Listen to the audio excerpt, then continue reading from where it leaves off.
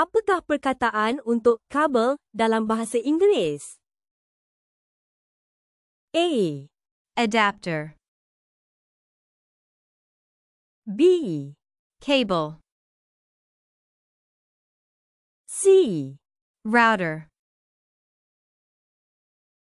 D. Modem.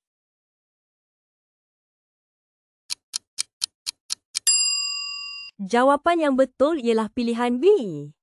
Cable.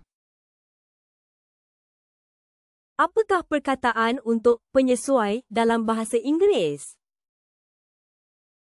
A. Cable. B. Router. C. Adapter. D. Modem.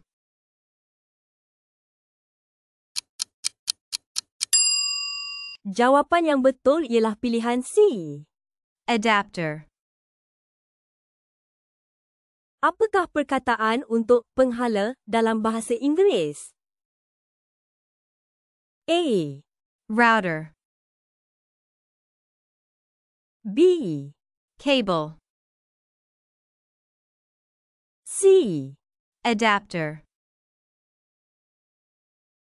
D. Modem.